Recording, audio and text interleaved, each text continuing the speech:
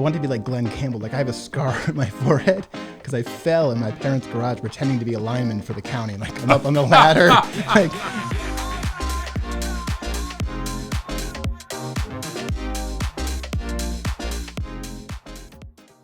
are you ready? I am ready. Yeah. John Peckman Podcast, Connecticut Valley School of Music and Dance, beautiful downtown Portland, Connecticut. Come over the bridge, pull a Yui, park in front of the music store with the red neon light. We have gear, we have music lessons, we have vinyl. We have this beautiful podcast studio that you could have your very own podcast in. Dave will tell you how at the end. And today we have Chris Bousquet is here. It's nice to be here. Did I get it? You did. You get it right, yeah. And that doesn't always happen. Hey, you know what I'm saying? This is. I'm not like other guys. You know what I'm saying? That's true. Yeah. That's true. I can vouch for this. It's a good thing, though. Yeah, I guess so. At first. It wears. Yeah. That's fine. So, Chris is a singer, songwriter from around the area. That's right. Yeah. Right? I grew up in Clinton. Hey. Lots of years in New Haven. Cool. Just bought a house in Deep River. Nice. Yeah. Nice. That's cool. Deep River. What's it like down there? It's pretty cool. It's a river. It's deep. No, it's good. I like Deep River a lot. It's if you grew up in Clinton, Deep River is the Clinton of that sort of area. It's a little scrappier than, say, Essex. Oh, all right. Yeah. So lay it out for me on the spectrum. How does it go? I don't know. Yeah, Essex is to Madison as Chester is to Guilford, and Deep River is to Clinton. So I can only live in Clinton. Like all across the world, I can live in the Clinton wherever I am. So meaning... Yeah, just like... what's nicer? It's that it's sort of scrappier and a little more rough-hewn. So there's like, Which one is? Clinton is. Okay. Yeah, and Deep so River, you're moving on up. No, I'm moving like, it's probably a lateral move. Okay. Just no beach. It's just deeper. Yeah. Oh, I got it. Okay. No beach. Yeah. Deeper and more river. That's right. River replaces beach in this scenario. Gotcha. And then what was the other ones? I got lost. Okay, so the Essex is to Madison as Chester is to Guilford. See, I don't know. Yeah. No. You got to kind of grow up in like the shoreline as like a yeah. working class kid and be like, I don't know about this place. I got you. Yeah. Well, that's like, I grew up in Wallingford. There's like Wallingford and Cheshire. Oh, yeah, next door. And there's the Wallingford part of like, there's the Cheshire-ish Wallingford. Yep. You're like, Yeah. whoa. I was all over the town. Yeah. On the rough and tumble east side. Yeah. And then went to junior high and high school on the west side, closer to Cheshire. Yeah, So, yeah. Whatever. From the north end of Clinton, which is almost Killingworth. It's more Killingworth than Clinton, Okay. Yep. And that's the, I don't want to. Yeah. Anyway. It's a deep dive into, I don't know what, socioeconomics. Yeah, and I don't want to diss anybody. Right. Well, yeah, right. Yeah. At least I'm not in, whatever. Sure beats living in. Yeah, exactly. So what are you up to these days? Did some recording a few weeks ago with Eric Lichter. We have like I play as American Elm, but with Eric I do Electric Elm, which is kind of it's my songs, but we kind of treat it as it's our project. So it's like, it's Eric and Guido Falavine, who works at Dirt Floor, and this time the next single that's coming out is going to have Krista Baroni, who's also like KB Laurel, but she's going to be on it too. So that'll be coming out hopefully in April. That's cool. Yeah. So kind of like an Americana, whatever that means. Yeah, That's what we have to call everything now. Yeah, I'm starting to call everything country rock again. I'm just taking it back. Oh, yeah. Okay. Alt country. Is that a Clinton move? No, it's not that. It's just like everything's Americana, or like, right. Like I have this theory of music, which is like, if you tell me you're punk, then you're probably not punk. Right. And in the folk world, you have to kind of hate folk music as much as you like folk music, and then that's a good spot to be in. But don't say you're anti-folk, because then suddenly maybe you're not, Yeah.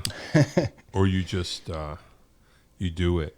And yeah, exactly. Other people call it. That's right. That's exactly right. People ask you, and you're like, I don't know. You tell me. Americana.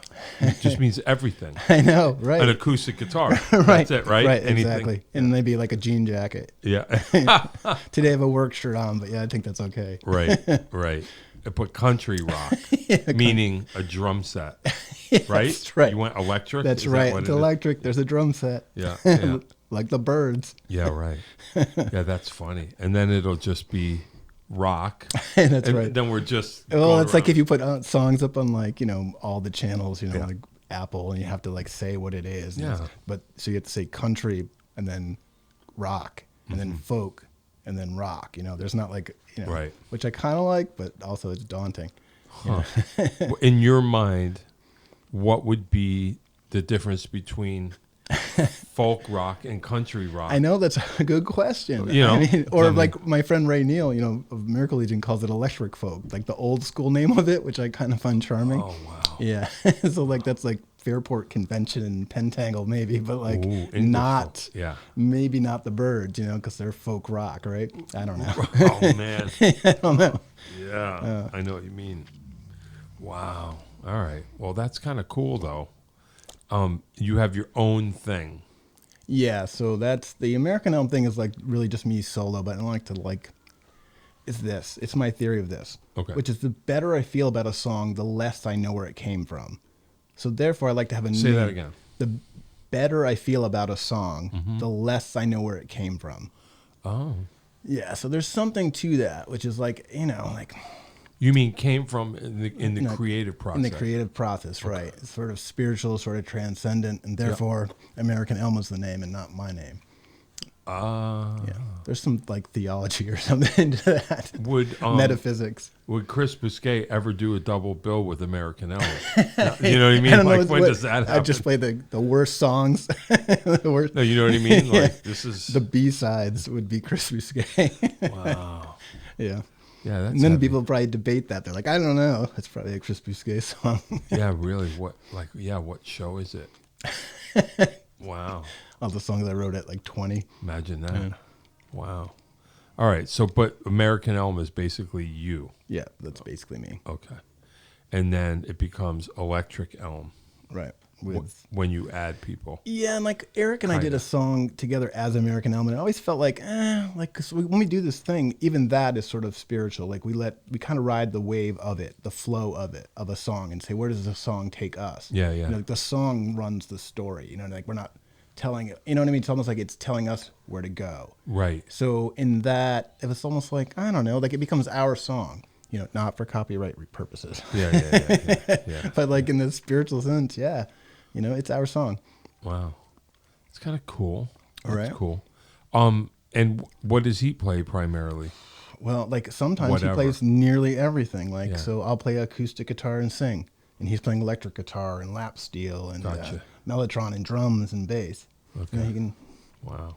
Yeah. Yeah, one of those. Yeah, he's one of those, right? Yeah. I'm just a guy who can write like lyrics and some chords. Eric can like play stuff. And he just takes it to the next thing. Right. Yeah, that's cool. All right. So working on an album or working on a thing? Singles. Like these days, I feel like everything's singles are the way to go. Like, is that right? Maybe, you know what I mean? Like, but we did 2 last year. We're probably doing at least 2 this year, which we just did 2 with, like the session we did a couple weeks ago was 2 days and we did 2 songs. Okay. So we're doing that. I did another single with Shandy Lawson. We did it as American Elm featuring Shandy Lawson because that's what the kids call it now. Yeah, right. And you got to go with that thing. Yeah. So. A crossover. Right, whatever, right, yeah. The 8 fans on each side, that's 16 people now. Yeah, different tag. You got to put the right tag on it. That's right. You got to know. You got to know. Yeah. Well, I mean, it's cool. I mean, at least you're doing something. That's what I say all the time. It's like the motivation to do the thing is to do the thing. You can't worry about the rest. Like I played last week and someone said, you belong in a listening room. No, I'm like, I play, like older, wiser me knows that you play your show. Just play the show. Yeah. So I'll play the show like it's a listening room at my best if I'm in like the right place. Yeah. Play it like it's a listening room so the 5 people who are there to listen feel like they're in a listening room. Right. 20 people aren't listening. What are you going to do? Yeah. Yeah, that's interesting. So we'll figure out how you got there. Oh, really? Yeah. All right. Yeah. I mean, so go to the beginning. All right. So like Mean Streets of Clinton or whatever, right? I'll give you the flashback story first, which is like this. The first show after COVID was like a dream. Like I remember playing it and it felt surreal. The whole thing was surreal. Yeah. There was even a girl I had a crush on in high school who was there, like an upperclassman. Wow. Now Little did you know that she had died. These are all spirits. It was like that, right? Yeah, and so it was all that. It was like, oh my gosh, wow, this is so great. The second show back, I basically had like a panic attack. I was like, oh my God, I can't believe I'm doing this right now. There's people, and there was a ton of people at Best Video because everyone was out. And it was crowded. It was outside. Everybody I ever met was there. Oh boy! And then all of a sudden, at this moment, I was like, suddenly you're in your room and you're 16 years old and you're dreaming about this thing. So I placed myself as myself, imagining doing the thing that I imagined doing, which I was doing in reality. You know what I mean? So it's like that. Wow. So I was like a little kid, and like my mom was way into music, like way into it. Okay.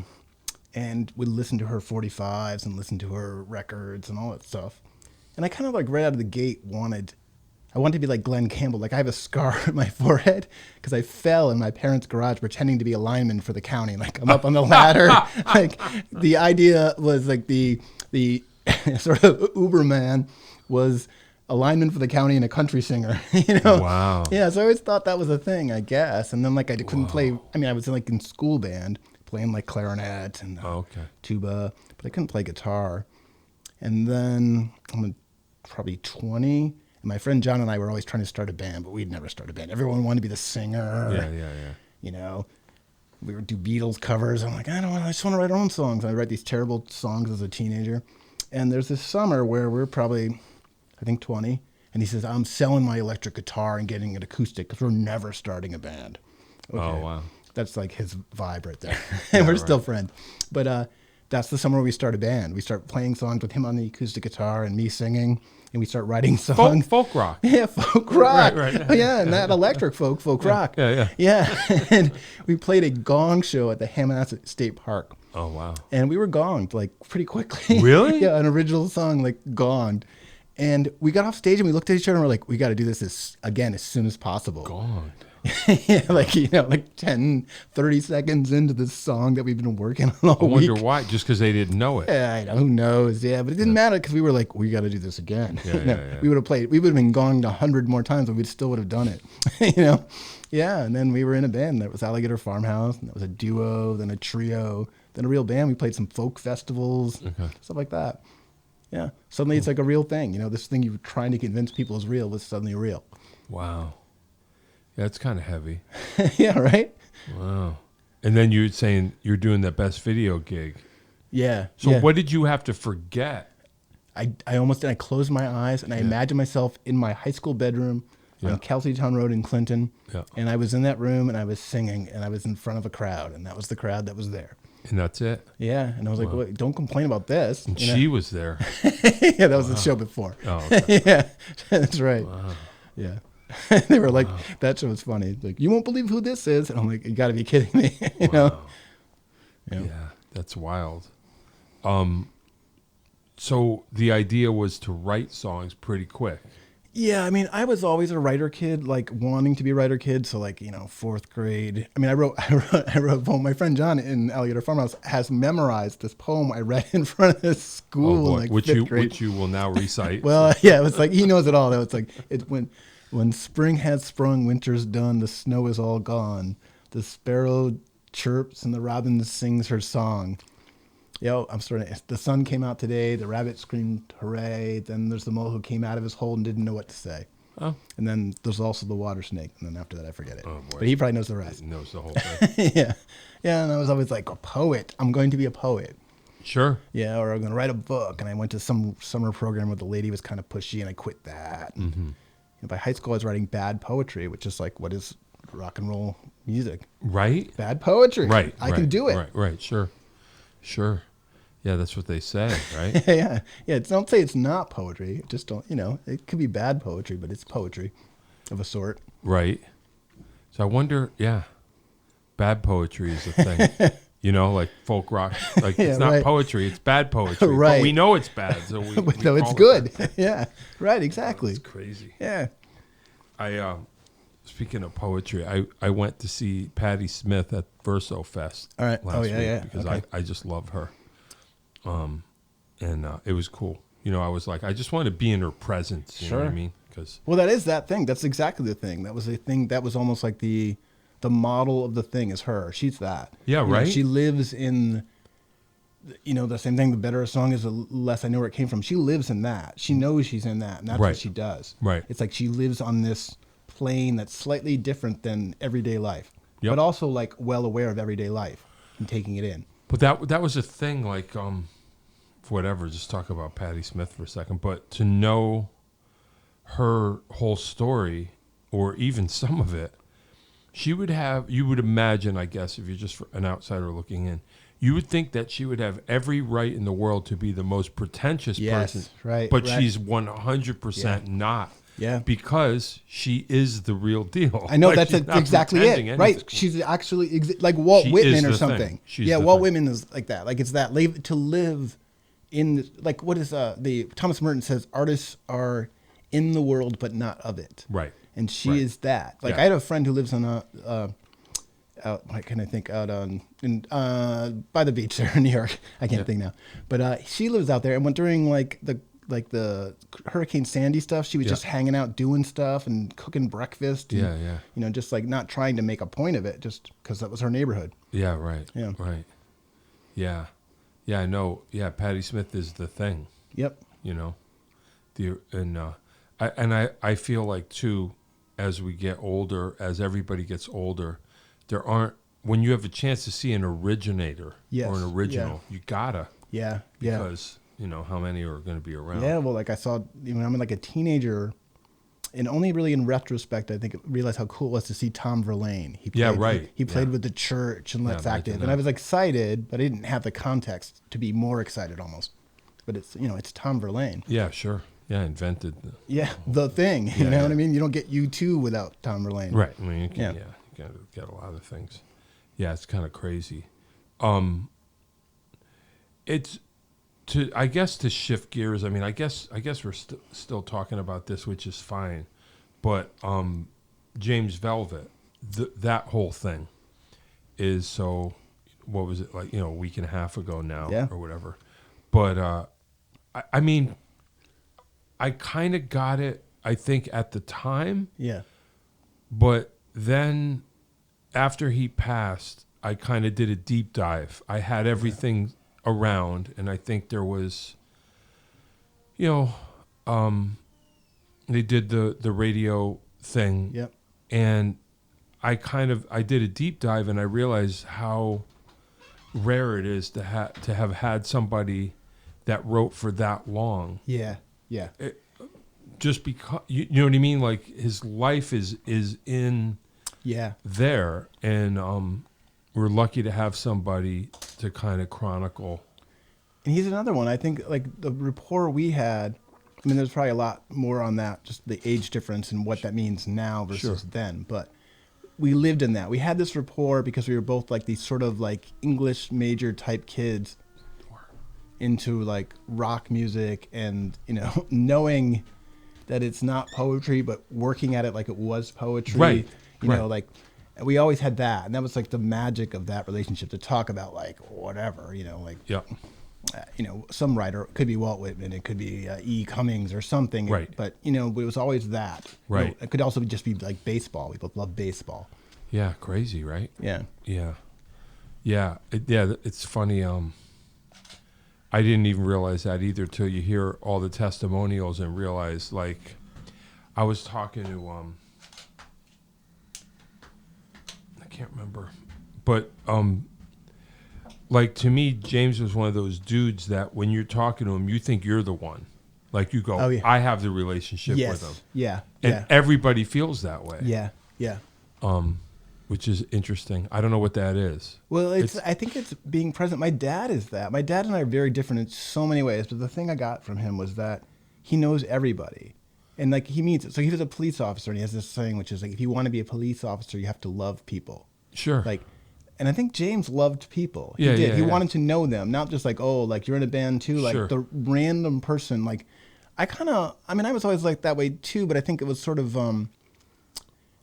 reinforced with him. Like, I was with my daughter when she was really young. We were walking down Broadway, and there's some guy there. We all have seen him, and he says hi to me. We start talking, and, you know, he's like a street dude. Yeah. And my kid's like, "How do you know him?" And I'm like, "I just know him." You know. And James is like that. He knew all those people.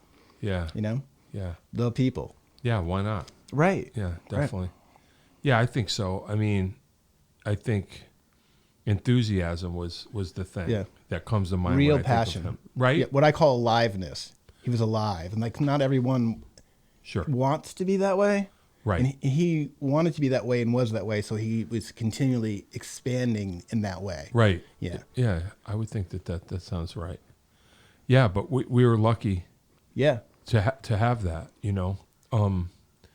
'Cause like I mean, I don't know. I guess, you know, you could talk about whether you're like this or not, but when I would realize with James, it's like, because that became at least his main mode of expression that showed. I don't know what didn't show, but it's like, oh, okay, so I'm just going to write a song about my wife or whatever. Yeah. Yeah. Is amazing, because it's like, well, you know, I mean, at this whatever level we're at or whatever, it's like you're not trying to write a hit song. No, like right. you're writing to express, and Right, that's what I right, mean. Like his right. life is in there. Yeah. And you go, it's pure expression, because he just is moved to go, I'm going to write a song about this thing. Yeah. Yeah. You know, a song about being drunk, or a song about... Oh, yeah, yeah. And whatever. would care about other people's songs, kind of where they were coming from. Yeah. We'd have real conversations about songs. You know? Right? Yeah, which is heavy, you know? Yeah, yeah. Yeah, I didn't have those conversations. I'm not really a writer. Yeah, so. yeah. And that's the thing, like to have a guy in your band playing bass who writes songs and knows... in a lot of ways, like we have so many funny things, but like one of them was like Wallace Stevens once said, "Sentimentality is the failure of feeling," and which I'm not even sure I completely agree with anymore. But Velvet would look over me and go, "That sounds kind of sentimental," you know. We'd have these jokes. Oh yeah, like, yeah, because yeah. Meaning you're not. Really, you're not really following the rule, you know. Wow. Yeah, I got to think about that. Sentimentality. Yeah, my version of that is like there's a Chekhov quote where he says, "Cut out all those pages about the moonlight and give me the reflection of the moonlight in a piece of broken glass." That, I think, is probably closer to what I think. Say that again. Cut out all those pages about the moonlight and give me the reflection of the moonlight in a piece of broken glass. Yeah. Right? Yeah. It's just more. It's more than that. Right. And I think that's what Wallace Stevens is kind of saying too, but not saying the same way. Yeah. You know, get to the real thing. I got you. So not the right. Okay, I understand. Not all the photos, not the representations. Yeah, right. Yeah, interesting.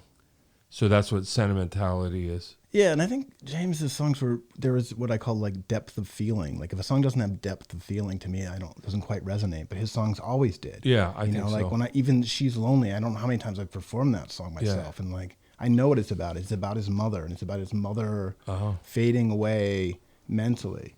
And you know, like if you really think about it, and having then now lost my own mother, you know, you're like, oh my gosh, you know, it hits you, and you feel it, and it's like you're still in conversation with him, you know, who's not physically here. Yeah.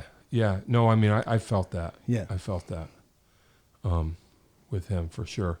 So you work with him it was The Highlands and Plains, right? Which was who? Yeah, so that story is funny. Like Ian and I see Ian Allsgar. We're at Gypsy Bar. He's been booted out of Hannah Cranna, kind of. Okay. And I'm playing solo, but wishing I was still in a band, and I'm not. Yeah. And he's like, "Hey, do you want to get together and play songs? I want to play piano." I'm like, "Okay." So we go to his house, and we're playing songs. We start playing shows as a duo. And then he's like, "James and Johnny want to play." And I'm like, "What? What are you talking about?" He's like, "Yeah, Johnny wants to play drums." And I'm like, "Okay." Right. And he's like, "James wants to play bass." And I'm like, "I didn't even know James played bass." It started as a bass player. I know. More, right? Yeah, you don't know that. You know that really, then. Yeah. And then all of a sudden I'm like, okay, yeah, I guess that seems great, you know? And then John L. comes a little later, and we have a band. Yeah. I know. I always felt like, you know, in the Mockingbirds, it was like, when that ended, it's like everybody moved left, like they moved left. Johnny went to the drums. More or so, yeah. Or they were in other bands playing bass and drums. Yeah, it's wild, right? Yeah, it's funny. Yeah. I guess we'll talk about that later. So High Lonesome Plains was for a while. Yeah, and I mean, arguably, I say this to people, like, arguably, it's the most successful thing. Like, it was the thing that almost took off a bunch of times in different ways. Right. You know, I had a lawyer I paid for a little while. Oh, boy. Trying to figure it out. Yeah. Like, or I go back through old email, I realize, wow, a record label really wrote to us. You know, like, oh, wow. Not big labels, but, you know, like Cooking Vinyl. Yeah, you know, like, yeah. wow, I've heard of this label, and they're interested. Yeah. Yeah, you know, but those are different times and whatever. Yeah. Oh, I know. I know. We all know. I do. We all like worked hard. Yeah. No, I was there too. Yeah. You know, and then the business kind of imploded. Yeah, and then it's like now it's not even a thing. You know. Yeah, I know. It's a drag, I guess, but it's fine. Doesn't stop us from making. No, stuff, I actually don't. Like the weird part is like, I probably enjoy it more than ever. Like, don't you feel like I think there was more like anxiety about it before. Like the thing is like, you're not quite as sure. It's not that you're not sure of yourself. It's more like you're self-aware. And then once you get past that, like I think this now, like I think I used to care like how good is it? Do people think it's good? Do they like it? You know, what am I doing? And that's not for you to judge. Yeah, and then at some point you're just like, I'm just gonna do the thing. The thing is the thing. You know what I mean? Like, well, no one can do your thing but you. Right. That's what I said. That's my advice. My only advice to like kids who want to write songs. I'm like, look, my advice for you. The only thing I can tell you, the only advice is write your songs. Like, that's you. That's the strength you have. Right, because no one will. Right. Don't try to write like Jeff Tweedy songs. Like, you know, no offense to people, but like, have you read his book? And I'm like, I don't need to read the book. You know. Yeah. I'm gonna write these songs. Yeah, for better or for worse, that's fine. Yeah. Why did he write a book? Yeah, it's called How to Write One Song. I'm not putting it down. Okay. Yeah. Sure. Right. Just I mean, like, but I know, it's all right. Yeah. You know? I listened to my mother's records for decades, and this is what I do. Yeah. Right. So what was her deal? Just into everything. She was like she was an unpretentious listener. So she loved the Everly Brothers. She loved Johnny Cash and. Like Judy, my first exposure to folk was really like the Judy Collins versions of songs, which by the way I still love immensely. I mean, like honestly, and then but she was never like pretentious. She liked Neil Diamond as much as she liked Leonard Cohen. You know, yeah, right. She liked Judy and Rita Coolidge as much as she liked Joni Mitchell. Yeah. You know, it's like that. Judy Sill, is she that cool? No, she's not. Yeah, she wasn't like a hipster. Cool. Yeah. Leonard was probably as deep. Yeah. That's funny. Yeah, that's cool. So it was all there. Yeah, and just the love of music, you know, like the magic of it. I remember hearing the Everly Brothers as a little kid and being like, what are we even in? What are you telling me? You know what I mean? You know what I mean? Like it was like a revival meeting or something where you're like, wait, what? Yeah, no, they have that effect. I didn't have any exposure when I was young, except just whatever. And then, kind of over the years, kind of got into it and was just like, this is otherworldly. I know. And someone's always trying to tell me, well, like, then this came. I'm like, for me, like, I don't think I like a lot of stuff, but I don't like anything better than that. I like it as much, but I don't like it better. I know what you mean. It's kind of like, you know, it was weird. This is the most bizarre thing. My entree into the Everly Brothers, I'm ashamed to admit, I don't remember when this was. Probably nobody remembers. But did you know that Billy Joe from Green Day and Nora Jones did and it's kind of great. And it's kind of great. Yeah, it's kind of great. It's one of those things that shouldn't be great, and it's great. I heard about it, and I said, let me listen to this, and I loved it. And then I said, well, let me get the Everly Brothers record, and then you're just like, oh, I mean, nothing against them. No, right, yeah. But that was, and I realized that was my key into the Everlys, and I was like, oh, this is from Mars. Like, this is stupid. Right, this is really good. Yeah, that's just funny. I don't know, like, you can get like caught up. Like I actually appreciate at this age, like the stuff you discovered that you didn't really listen to before. Right. You know what I mean? Like I didn't need to tell you. Like I liked the Velvet Underground a lot, and I did as a little kid, you know, or Big Star I caught on early. All those things, or REM, whatever. Sure. But also like, you know, like the last few years I started to like, you know, I don't know, Pentangle, you know, those things I didn't really listen to. Yeah. You know. Yeah, I know what you mean. And that's great though. I think so. Because it's new stuff. Yeah. No, I'm always mining. I'm trying to figure out a way to get in or interested in something else, whether it's a book or whatever. Yeah, exactly. And I'll be like, okay, English folk, now it's time. Then all of a sudden, right. you're like Fairport Convention, you're listening to all the records. John Martin. Yeah, and then you just go. Bert Jansch. Yep. Yeah, you go, oh, I keep hearing Jimmy Page talk about this. Let me get into it. Or like I listened to Nick Drake for decades probably now, but like that the rest of it I didn't listen to Bert that much. Right. And I'm like, oh, okay. Yeah. You ever, I guess you got to be careful in a way, because sometimes you just feel, well, I'm not a singer or songwriter, but you just got to feel like, oh no, this has already been done. Oh, I have a story. You know what I mean? I have a really weird story. Go, shit, you know. All right, so I did this like 17 song live song cycle. And the first song in the song cycle is this song called Carolina Red. And it's got its own little like country folk thing to it. And like 6 months later, I go to the Goodwill and there's like this, like one of those compilations. It's like 10 discs of old country. Oh, yeah. I'm super psyched. You know? Yeah, I'm definitely. super psyched. Yeah. And then at some point I get to disc like maybe 8. Oh, boy. And there's a song called Sally Green. And it's, what's the guy's name? I can't believe I'm forgetting his name right now. But yeah, Sally Green sounds like Carolina Red. And I've never heard this song in my entire life. I mean, not a lot, just Right. enough that I hear it. And I'm like, whoa, this song has already been done. I mean, that happens all the time. But like, it was like so much so that I had to like my friend who the song is about, I'm like, you got to hear this song. It's like, doom, doom, doom. And I was like, what?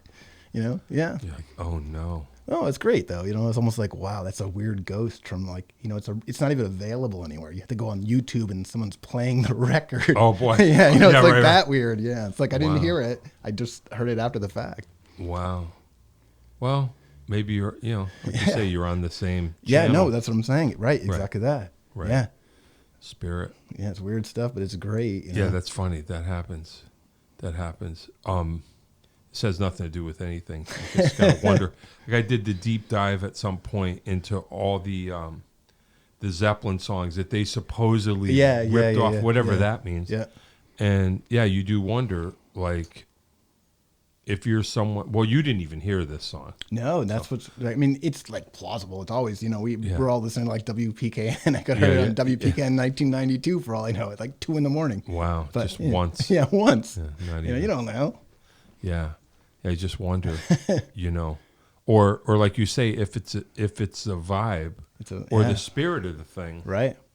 you're catching that spirit. Well, you even have like wild. that now, like where you like there's 60s bands that come out on like one of those Light in the Attic collections or something, and you're like this band you never heard, and you realize how similar they are to like whatever the Velvet Underground or something. Yeah. You know, like, and they didn't hear each other because it's 1966 or whatever. Yeah, right. You know, and it happens. Right. It's weird, but it happens. Do you remember?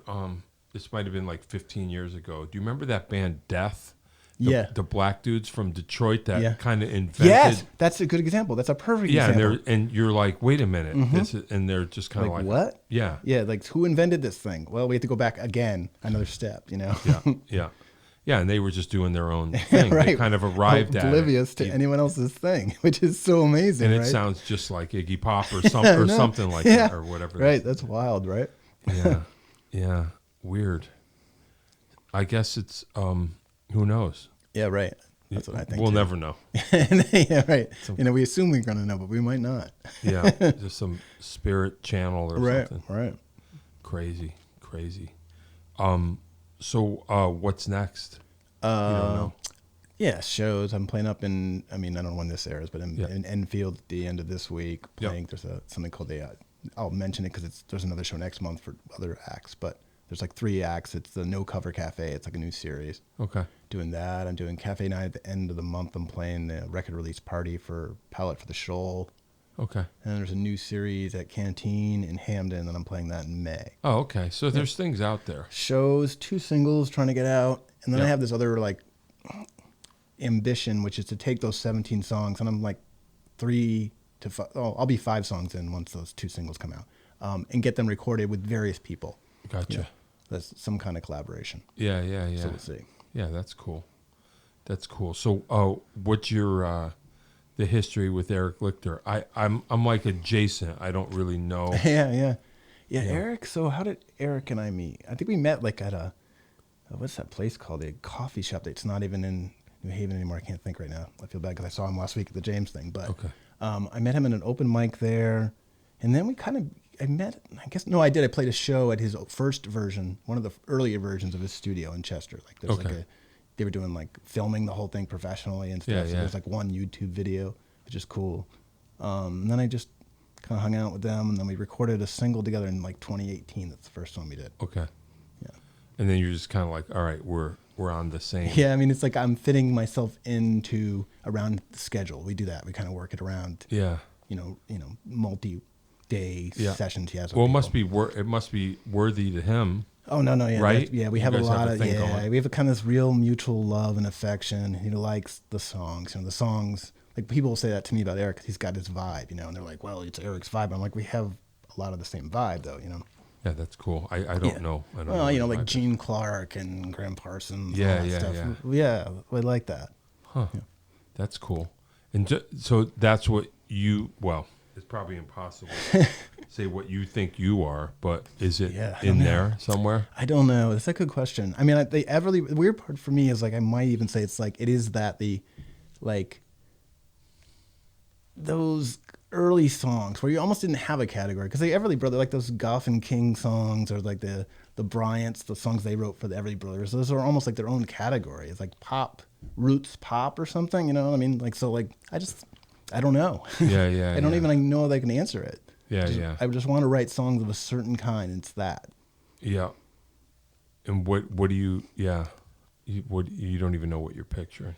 Well, I would say this, like, I think to me, a great song breaks your heart. I don't mean it makes you sad.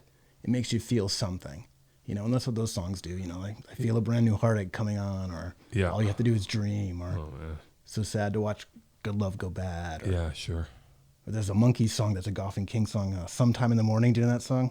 It's amazing. Really? It's like that, yeah. It's beautiful. Probably the most beautiful vocal in the history of rock, and it's Mickey Dolenz, you know. Oh, wow. Yeah. Far out. Yeah, I don't know that one. All right, I have to check it out. I just started. I really didn't have any idea, and I don't even know if you would know, but it's just someone that I had heard of, and I picked up autobiography, and then I got the first album, and I'm like, all right, let me get into this, and I was just like, whoa. Is Janis Ian? Oh, yeah, sure. Like her first record. That was the big one, right? 1967. Yeah. And she's like literally a teenager. Yeah, right? she's like a teenager. But wild. I kind of was like, I didn't know what to expect. And,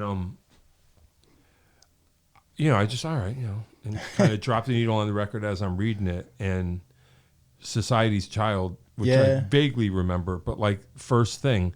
And I'm like, I don't know. I guess I was expecting, like her hit in the 70s. I thought it was going to be more... Yeah. But this is almost like a production, and I'm like, and then I'm like, oh, it's Shadow Morton, like right off the bat, and I'm like, all right, I have to adjust. I'm like, okay, this is a 1960s record. Yeah, and I'm like, oh, okay, I got it. But it wasn't a folk record. No, I right. just was kind of expecting that, and I'm Yeah, like, oh, it's a Shangri-La's record. Yeah, right. But, I was like, oh, okay, so I'm kind of adjusting. That's funny. And I'm not at the part in the autobiography where she's making the record yet, so I don't know how she gets there. Yeah. But it was just one of those things that I was expecting, like a folky one voice, and I'm just like, oh, okay, there's production. It's and I'm fun, like, isn't it? Like, I don't know why, but like that's the same thing. Like you didn't know it, but you knew all this other stuff. Yeah. And suddenly you're like, wait, what's this? Yeah. No, and I'm curious because, like I said, I'm not there in the book yet. I'm like, how did she get there? Right. And I guess it worked because, like they say, there was a hit, real controversial, and then she kind of was a one-hit wonder, and then research. So I'll have to figure out how that happened. But yeah, I was like, oh, okay, Shadow Morton time, like time to adjust. It's like cinematic. Suddenly it's the Turtles or something, right? Yeah, which is cool. Oh yeah. Not what I expected, but I didn't know the story. I bet if I knew, I would have been prepared. But anyway, I never thought when I heard Society Child, I was like, oh yeah, I've heard this, but I just probably heard it when I was too young to understand that like this is a Shadow Morton production. You're in this realm. You're in this kind of pop, and it's real lumped 60s. together. You know what I mean? Like I had those my mom had folk stuff. She had Dylan and Judy and she had this collection called Hootenanny, which like is really cool. It has that on and Pete Seeger and all that stuff. But when I was in my like late teens, early 20s, Rhino put all those like troubadours of the folk era out. I bought all the cassettes, but it's like they're all lumped together. So like 1 minute it's like Where Have All the Flowers Gone, and then another it's like Get Together. And they're not quite the same thing, but they're folk. Whatever they could get the licensing for to throw together. Yeah, like you've got Fred Neil, and then you got that. Yeah. Well, that's what I think sometimes because I'm always searching for vinyl for odd things, and you come up with like these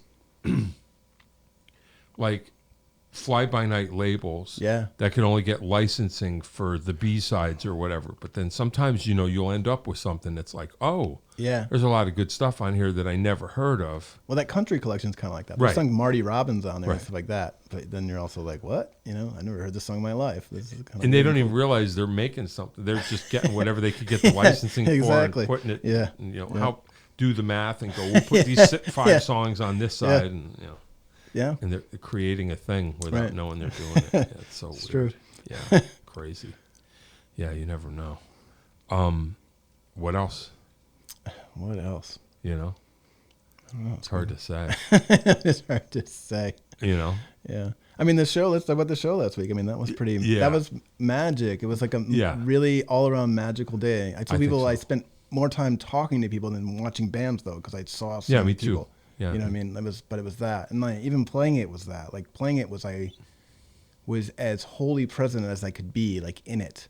I knew I was playing this show with this band that might not ever play a show again. Wow. And then also like, the James and Nancy's there and all that stuff. And like the whole thing was like that. Like I knew it was beautiful and it mattered, Yeah. This is the thing. Yeah. The one time. Yeah, I know what you mean. Yeah, I mean, my thing's a one-off. That's never, ever going to happen again, Well, I wasn't playing to like, it's like, I always tell people I love being in a band, but running one is not that fun. Yeah. It's like, well, I can't do anything in May because my kids are now graduating. I know. And I'm like, oh gosh, it was hard enough when we were like 30. Yeah. Yeah. No, I guess that's what happens. Yeah. Yeah. No, I know the feeling. Yeah, that was it. All it was, whatever. Not that it matters, but for us, for my little slot, it was Dean. I wasn't even going to do a slot, but Dean called me and he was like, "Would you play drums on my slot? Yeah, I'm going to get Tom Izzo to play guitar." And I said, "Well, me and Tom did a song. Yep. How will you play bass on my song?" Yep. And I just told Frank, put them together. Yep. And they'll do their 3 tunes, and I'll do my 1 tune, and we'll be done. And it was great. Just so you know, it really was. Sincerely mean that. It was so great. Really? I was just watching you, going, "This is great." I was at I don't know if you noticed, but I was trying to hold the mic stand up the whole time I was playing, so I have no idea. No, it was like like they said, depth of feeling. It was there. It was fully present. Oh, good. Yeah. Well, I definitely I mean I anyway, I don't talk about me, but I think I kind of said that at the time with the time that I spent in the Mockingbirds. It was like I don't even remember how it happened. I mean, I remember how I met James, like doing an album project with him. Yeah. And then he's like, "Hey, will you play this gig?" I don't even know if it was a setup. Now that I think back, and I did the One Cafe 9 thing, and then it was like, we do this once a month, okay. And now I'm in the band, and no rehearsal. Songs are all bizarre. They're flying by. They're just boom, boom. Yeah. I'm trying to figure it out. There's a pile of them. and they would go by, and I would be like, "Oh man, I almost figured the bridge out," and then it's over. Then I would forget it existed, and then a month later, I would get a little bit closer to playing the bridge. It was like it took. I don't know how long I was in that band, a couple of years. But I remember the first gig because I was writing for The Advocate. You do? Yeah, I kind of do, yeah. Because I wrote about it, and I was telling Frank Rotelli this the other day. I'm like, I remember writing about John Peckman because I was like, he's so, like, and I mean this is a compliment, just so you know. I'm like, a weirdo drummer. I was like charmed by it. I was like, this is good. They found the guy. Because really? You know what I mean? Yeah, because like, I mean, I'm not putting anyone down. I don't mean that. But like, there's a certain thing I like, which is like, it's got to be something. Like I say this all the time. So I'm like, if people who know me are like, he's talking about this again. No. But there's this Greek word hexiety, which means like the thisness. Oh, there he goes again. Yeah, the thisness of something, like the particularness of it. And sometimes it's you see it and you're like, whoa, that guy. So like you on drums is like that. I was like, well, John, that's the right drummer. Really? Found a guy, yeah. And Johnny on bass is like that. I always said that about Johnny's bass playing. He's in this like, I think a lot of it is he listens to a lot of funk and soul, but doesn't play funk and soul. And it kind of it does a thing, and you're like, whoa, that's good. Huh? Yeah, I don't know. I can't say. I don't know what it is. It's great though. You're one of my favorites. So I'm not just saying that because I'm on here. I'm saying really, yeah. Hey, thanks. Yeah. No, I appreciate it. But yeah, it would just fly by. Yeah. And that anyway, that all the love, that one song. Yeah. like I said, I liked it because it wasn't tricky. That was one I could just play, and I was like, okay, I get it. It's a lot of feel. That song's, you can feel it. Yeah, for sure. But yeah, no, that was a cool day. Well, talk about writing for The Advocate or whatever. Yeah, so like that was, right? Wow, I don't know. So at the time, this is funny, like I must have been like 29 or something. Wow. I was working full time.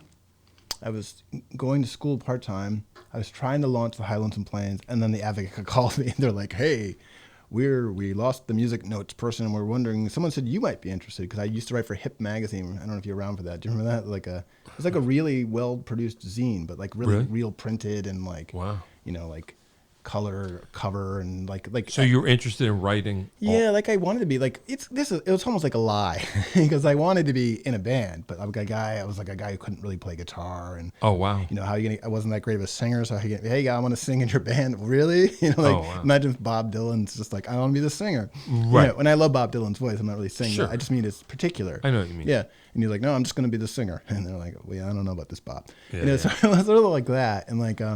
So then I had this aspiration, like I read all the magazines, Spin and, all the British magazines, like Uncut and stuff, and like, oh my gosh, the Village Voice. I'm like, I'll do that then. And so that was the thing I did. But then I started a band. I was in a band, and I didn't really write for Hip anymore. But then some people knew that I did. Okay. Yeah, so it was really cool, and I really liked it. So The Advocate was like, yo. Yeah, and they were like, then they were always calling me like, hey, can you next week's column, can you do this thing? And I'm like, yeah, so I just want to write the column. Like, you wanted me to write the column, stop telling me how to write the column. And I'm not good at that. I'm not like I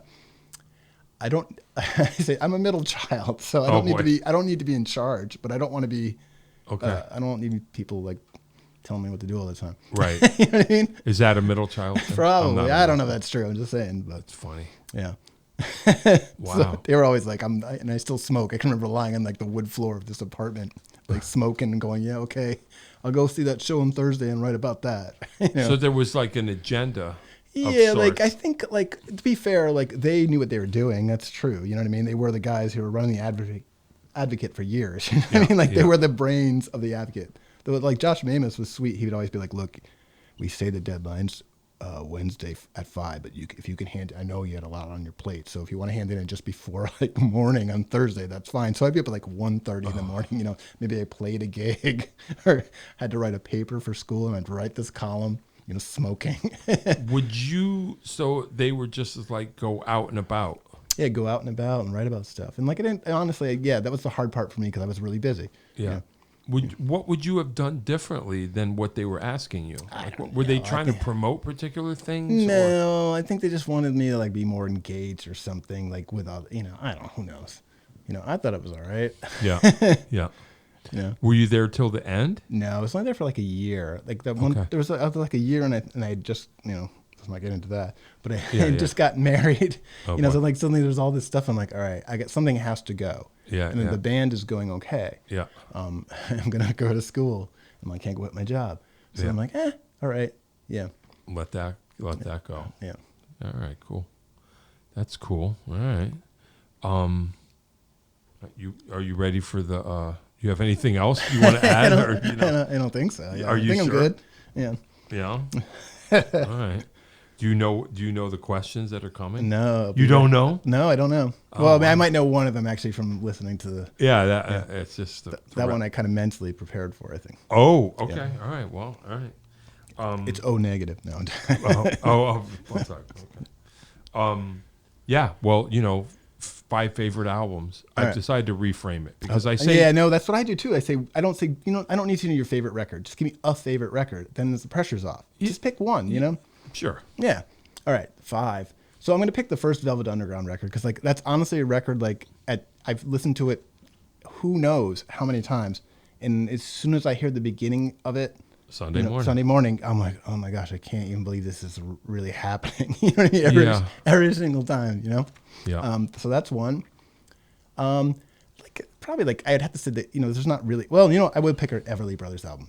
Roots is like their 60s country. Okay. Record, and it's great. Oh my gosh, that record is so good. I'll pick that. Yeah. The first Big Star record, probably. Okay. Is that 3? Yeah. All right. Bob Dylan live at Manchester Free Trade Hall, 1966. I don't even like live albums that much, and that's, to me, the greatest live album ever. Really? Yeah, it's like where he gets yelled at and stuff, but he's like out of his mind. Okay. Yeah, Okay. and like even the solo sets, the harmonica, like trumpet fanfares off the rails, Bob. Wow. Beautiful. Okay. Is that 4? Yeah. All right, 5. Well, I mean, there's no. Here's the sleeper. It's an album called Please Panic by the Vulgar Boatmen. Yeah.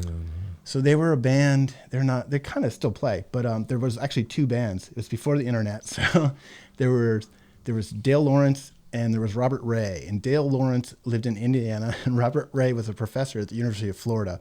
And they would send cassettes by mail and write songs together. And there were kind of two bands, actually. One in Florida and the touring one in Indiana. Whoa. Yeah, so like they were I'm trying to think. They were like And when was this? So early to mid 90s. Okay. Yeah, and like Walter Salas Humera from the Silos was in the band early on. Yeah, and he produced the first record, which is a big deal. All right, so I know him. Say, who is this again? Walter Salas Humera. Oh yeah, well no, I mean I know him. Yeah, he's the dude in this thing. He was in the first iteration of that band, and then he produced their first record, but he was never in the band after that. Yeah. Yeah. All right, cool. Yeah, I had some interaction with Walter.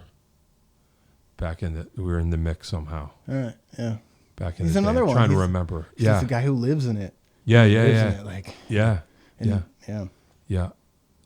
He's maybe in a weird way. He's like our greatest folk hero that way because he's never really risen. He's been on like like late night TV. Yeah. Like he never rose past that. He was always like he's always been like this indie rock folk hero. Right. Like a Woody Guthrie of like touring indie rock guys. Yep.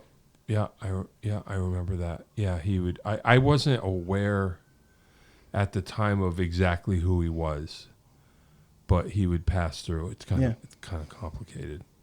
Everything is though, isn't it? That this like a certain, I'm going to say at our level, but there's a range of level to it. Yeah, there's a top and a bottom of our level, and I don't even know where I sit in it. But but it is complicated. It's the most complicated level. Yeah. People pass through. Yeah, and he was in the mix. I'm trying to remember. Anyway, doesn't matter. But yeah, that was I remember that. So that's a cool record.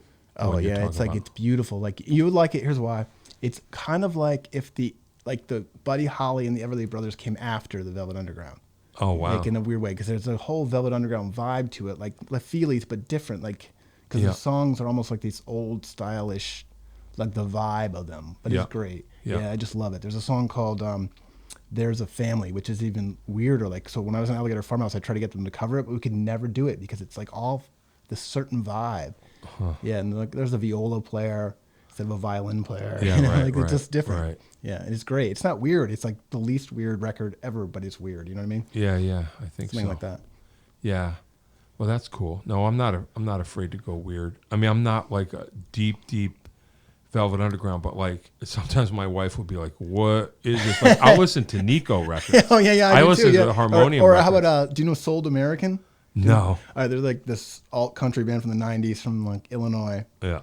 In fact, Jeff Tweedy is a big fan of them too. Okay. And they have the slowest songs you could ever imagine. Like, and it's great if you're in the right mood. But today I listened to them because I love them. Yeah. But I was like in a weird mood and I had to put the Dead Milkman on. I was just palate cleanse. Yeah, I'm listening to the Dead Milkman. I'm going, I forgot how much I love this band because of this. Yeah. Yeah, I did some 4AD deep dive and I get into the Red House paintings. Oh, yeah, I love those records a lot. Yeah. Like, there's oh gosh, I can't believe. Oh, there's my favorite roller coaster, the one and only Sissy's Ride. But that's stretched out over like 5 minutes. Yeah. That one line. Yeah, crazy. Desert Island Food. I don't know why. I think it's interesting. I've got like a problem. I worked at Lenny and Joe's Fishtail as a teenager for 5 years. Oh wow. And I still love it. Like I could eat fried seafood like 3 nights a week. Yeah. In fact, I have a friend who just moved away, the girl of 17 Songs, and that was like the only place we ever ate. We had lunch there. We ordered out there. I don't think I've ever been there. Yeah. Go to the Westbrook one. It's great. Wow. It's like so that's your local. Oh yeah. And honestly, I've been around like the Eastern Shore of Virginia. They'll tell you like, oh, you got to go to the seafood place. I'm like, it's not as good as Lenny and Joe's back in Westbrook and Madison. So that is, do you think, is that the best one? I think so. Yeah, I haven't. I mean, obviously it's subjective, but it's to me, if you're going for fried seafood, especially, they're the best. Huh. Yeah, and it's not healthy because it's fried. No, but I know. love it. I know. It's gonna kill me, and I'm fine with that. Yeah. Okay. I played Bills on St. Patrick's Day weekend. Oh yeah. You know, it's a thing. Oh no, and that's a great vibe too. Like you're by the river. Yeah. Yeah, it's great as long as you don't have to set up drums where they have to be. It's like, oh no. Or like I played a few times at Shanks in Clinton, which is just by the water, and like it's great on the right day, but there's some days where like you're getting bitten by like insects and stuff. It's like, you know, we discovered. I don't know. I think they changed. We're talking about restaurants along the. I think they changed owners and it was good. We haven't been in a while, but we discovered, my wife and I, when it was time for that, is we discovered Ed's Place, which is Ed's, up from Bill's. Yeah, and they probably have the most underrated lobster roll around. Like right. Everyone talks about all the other places. Into. Yeah, and their lobster roll is, right, highly regarded. But we like it because nobody knows. It's very that's chill. A cool spot too. Yeah, we like it. Yeah. Anyway, crazy. Is there a show that you could think of that you saw that changed your trajectory like instantly? Yeah. All right. This is actually an easy answer. Oh, okay. I'm in fourth. I've checked the math on this. I think I might be in fifth. Did you know this question was coming? No, I didn't. But this is like a big event in my life. All right. My dad was a cop, and he was president of the Police Benevolent Association. Are you ready for this? Though? Yeah, they put on a concert in 1982-ish with the Drifters and Danny and the Juniors. And Ben E. King is back in the Drifters. So I'm there, and I'm backstage, and James Velvet and I would have this conversation all the time because it was like such a moment. Like I go backstage with these guys. That's crazy. These black dudes in white suits. And I'm like, oh my God, this is the greatest thing I have ever seen. Like that was almost the thing I wanted to be. And so like, So like Velvet would look at me. Things were going great in the rehearsal. He'd look at me and go, yeah. He knew I was doing the thing. Yeah. And they were super friendly and super cool. And I watched that show and I was like, I can't even believe this. Wow. Well, this is all I would ever do now. I'm never going to work a job. I'm just going to do this. Wow. I don't know. I'm trying to think of what Danny and the Juniors, I don't know what their thing was. They might be like, what the heck song is it? Twisting the Night Away or one of those kind of songs. Yeah. I mean, I don't really care about them. The Drifters are like magical. Yeah, sure. Yeah. And of course they did, even though it's like a Ben solo tune, they did Stand By Me. Sure. Which is like.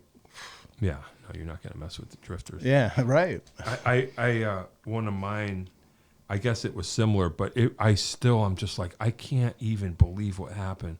It was this probably would have been late 80s or whatever when Lake Compounds kind of did their thing. Okay? Oh, yeah. So lots of shows. And I went at the very beginning when they didn't even really know what they were doing, and they still had picnic tables out in front of the stage. Yeah. And I was really into soul music, and I went to see Wilson Pickett. Oh my gosh, that's like a dream sequence. Right. And he destroyed that place. He destroyed it. It was like Big D 103, and there were like families and everybody sitting there. And he came out, and within minutes, he was. I totally remember. He was wearing a tux, and he ended up on his stomach, pulling housewives up onto the stage. Like it was insane. Because he's Wilson Pickett. You know what I mean? That's just so singular. It was so weird that I don't know the electricity that he created. Yeah. People just started to be like, what's going on over here? Yeah. And it was so great. It was unbelievable. That's amazing, actually. Yeah. And it blew my mind. I just stood there like, I can't believe that. And you're like, this is the thing, and it's here right now. That's the thing. Yeah, that's exactly right yeah. So the old Morgan School in Clinton, where the concert was, is where Big Y is, and sometimes I'll be in Big Y, and the Drifters come on. I'm like, yeah, man. There you go. I was right here, right here, right here, Big Y. So crazy. Yeah. But that's exactly. That was a heavy show. Wilson Pickett. It was Wilson Pickett. Yeah. And I'll never forget. The dudes in his band were kind of hard. But when he turned around and turned the beam on them, the look of fear that I saw, I just was like, "Whoa, wow, this is serious. This is serious right here." This is a sidebar probably, but when I was living on the Eastern Shore of Virginia, kind of off and on for a couple of years, and I didn't learn until later on that Big Boy Crudup was buried like 10 miles from me. So I would go to I had this routine. I would go there, go to see Big Boy's grave. And then I would go order fried oysters. That was like a routine. Like, this You're is going to not end bad. up in that grave if you carry on the way you No, that's true. Yeah. Wow. Yeah, but Big Boy, I'm like, you kidding me? Yeah, that's crazy. Yeah, it doesn't get any cooler Yeah, it's than right that. here. Yeah. It's the guy Elvis wanted to be. Right. Yeah. Wow, that's crazy. All right. Well, you know what? We can get out of here. All right. I'm glad you came. That Yeah, was I'm glad fun. I came. A lot of fun. Well, I also, I kind of, I'm at the point where I don't always have a plan on who the guests are going to be. Right. And I was like, someone will pop up on the show. Yeah. And it just Johnny Memphis I saw first, and I thought right. this would be cool. And Yeah. then there's you. Yeah. We'll see what else happens. Oh, Johnny Memphis. He's another one. He's just a guy filled with like magic. Yeah. It was he was a trip too. Yeah. His whole thing. It was wild. But yeah, all right. Well, hey, thanks for coming. So where are you next that we might want to know about? This will hit in a couple of days. So. All right, couple of days. So Friday at No Cover Cafe in Enfield. Then Sunday the 27th, it's like the matinee-ish show at Cafe 9. Okay. The album release for Palette for the Show, and I'm opening up. Oh, okay. Yeah, all right. It was pretty cool that they asked me like months ago too. Like it was like there was a happy I said yes and stuff. Like, thanks. Well, hey. Yeah, cool. I'll be there. Well, and I'm trying to have a single out by then. Okay. That would be kind of great. Okay, we'll look for it. Okay, well, hey, thanks for coming. I appreciate it. Yeah, thanks for having me. It was of course. Totally fun. Yeah. No, for sure. Why not? Might as well. I'm sure we could talk forever. We about could do records a and 3-part podcast. Well, you know what? Come back sometime. All right. And we'll just talk about we'll talk about records. All right. All right. Cool. I'm gonna press the button. All right. Here we go. The button that can't be unpressed. Well, it can't be unpressed. I just unpressed it. Let's just say the button that can never be unpressed. John Peckman Podcast. Chris Bousquet was here, and like and subscribe. Tell your friends. Tell your family. Tell your pets, your plants, and everything. Have your very own podcast here in our beautiful studio. Dave will tell you how. Thanks for making the trip. I appreciate it. And we'll see you again. Chris Bousquet was here. All right. Thank you so much. You got it. Thanks a lot. Adios. That is all. If you'd like to start your own podcast, give us a call at Connecticut Valley School of Music and Dance. Our professionally designed podcast space is here for all your recording needs. Rent out our studio to do interviews with up to 4 people, to record audiobooks, social media content, and all other recorded material. Our rentals include a private studio along with our professional-grade podcasting equipment, and we can customize your output to whatever your needs are. We also have green screen capabilities, which will expand to video capability if you so wish. So check us out here at convalley.net/podcast.